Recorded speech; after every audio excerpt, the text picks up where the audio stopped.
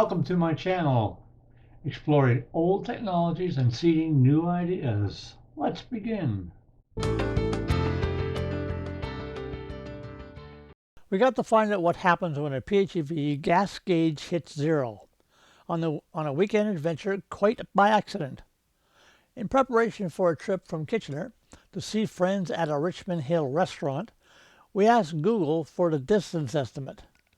It reported 107.6 kilometers for the journey, one way, taking 1 hour and 10 minutes. The Outlander's guessometer suggested that we had a full charge, more than half a tank of gas, and 313 kilometers range. Seemingly enough for the estimated 215.2 kilometers, a 2-hour, 20-minute round trip. So we mounted the Watchdog on its new perch and headed out. You'll be surprised at what we discovered, so stay tuned in. Using the backup file procedure explained near the end of part 2 of the Watchdog series, we transferred the triplog.csv file contents to our PC. There we created a series of maps to review the trip. It was time to do some Watchdog-empowered forensics to discover what happened. You're going to see a number of different flags along this visual journey, which this chart explains. I will list it in the menu so you can find it easily for reference. Our journey started in Kitchener, Ontario, and headed towards the 401 Series Highway, where we had an uneventful, pleasant ride to Richmond Hill. There we arrived at our meeting destination and had a lovely lunch. When it was time to go, we anticipated facing rush hour traffic on our way home. Since we depleted our dry battery on the way here, we turned on the PHEV's self-charge function.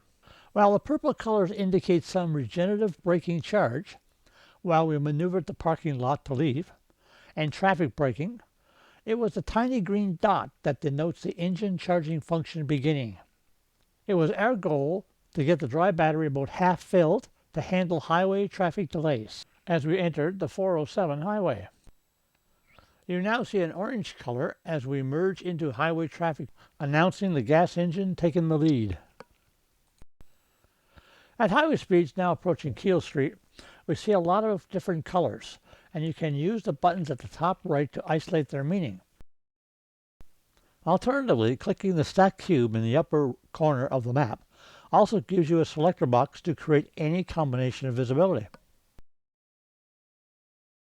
We continue past Trafalgar Road with the PHEV happily alternating between charge and save charge modes.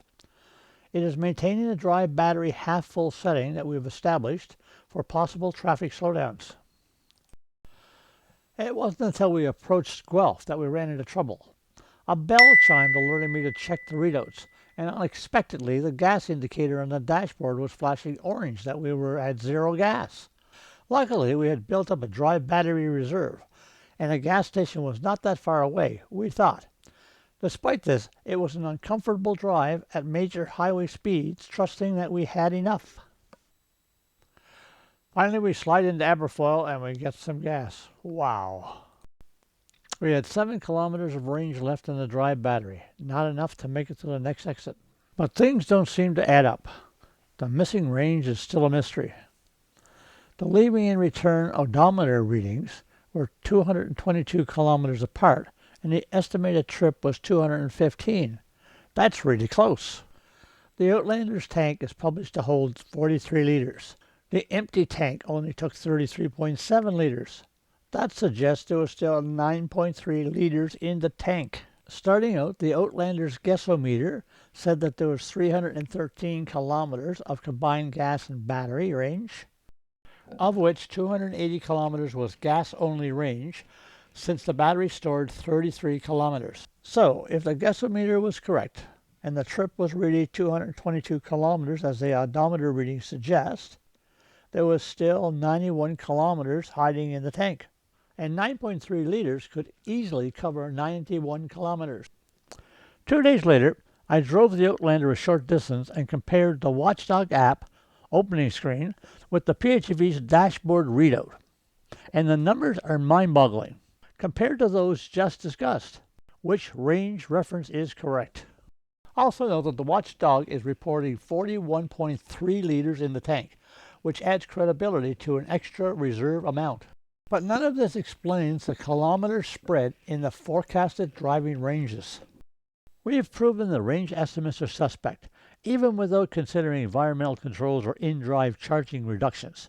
It might be best to plan on getting about 70% of any displayed range and not counting on any hidden reserve. In closing, I found this blog that seems to align nicely with what I've experienced and read on the topic. I am very interested in your comments and experiences, and hope that sharing this video was helpful to you.